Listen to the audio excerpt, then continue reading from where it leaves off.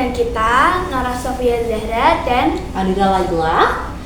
Hari ini kita akan membahas tema tentang bullying nih teman-teman. Pasti kalian sudah nggak asing sih sama kata-kata bullying itu tuh apa. Menurut Kak Laila, bullying itu apa Kak? Bullying itu adalah suatu perilaku yang menurut saya tuh merendahkan seseorang.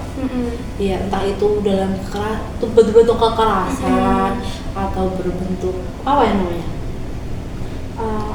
Kekerasan tuh mungkin omongan gitu, omongan mengenai fisik atau mengenai pencapaian seseorang gitu.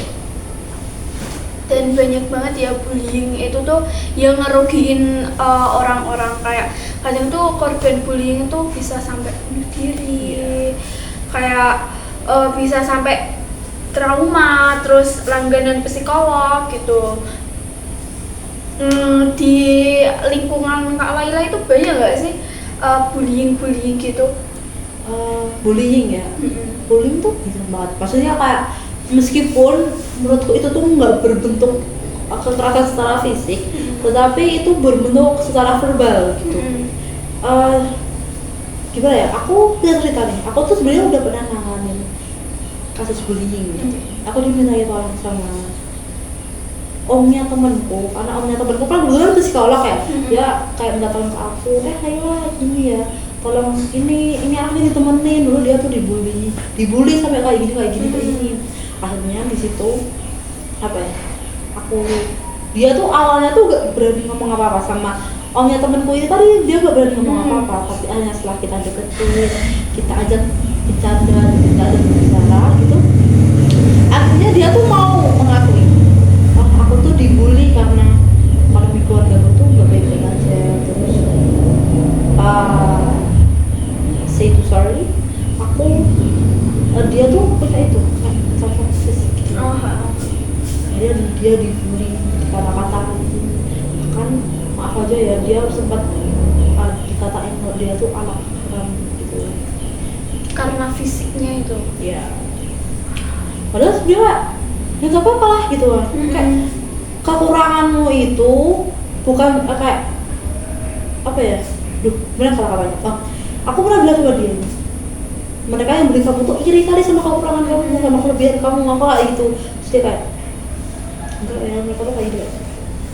Tapi kayak gitu harus dideketin sih. Orang-orang kayak itu benar-benar dideketin. Kalau nggak dideketin, mereka bakal ngelakuin hal-hal nekat. Kayak gitu. Kalau Kak Laila sendiri, misal di depan Kak Laila itu ada bullying, proses bullying gitu, misal kayak waktu sekolah lihat temen Kak Laila itu dibully, itu Kak Laila gimana tanggapannya gitu?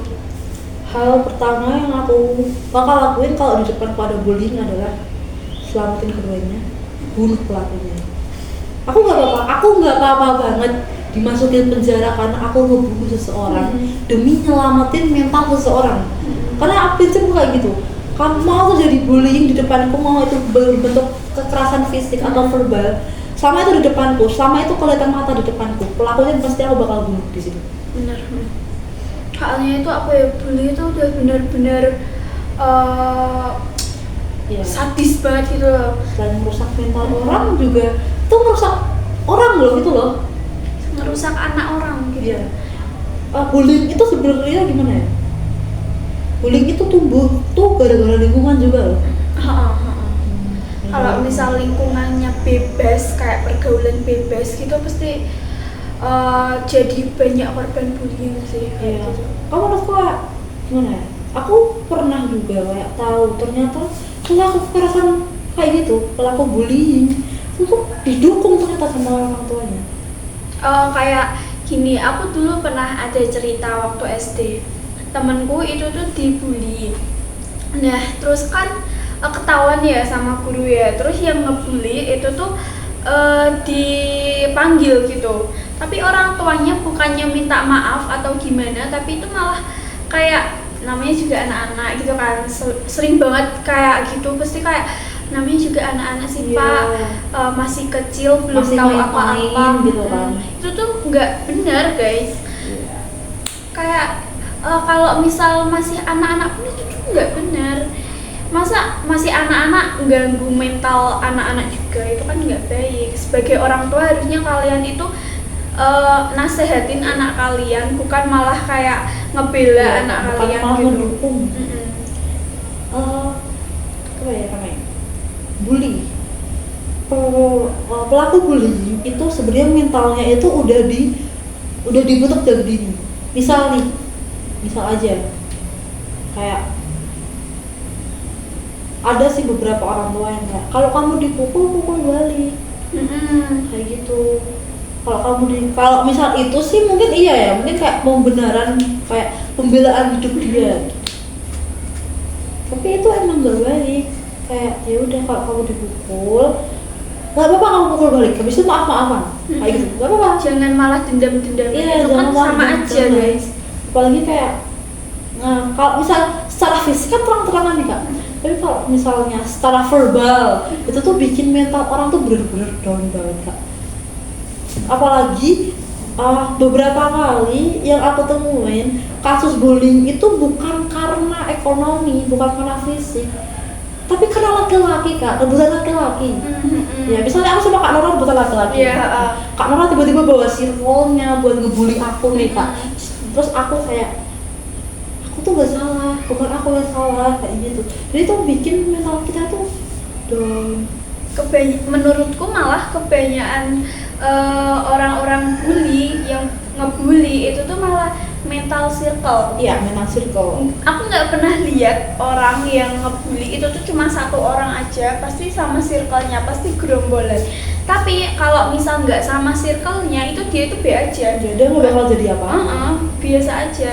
Tapi kalau misal sama circle-nya langsung kayak sok berani gitu.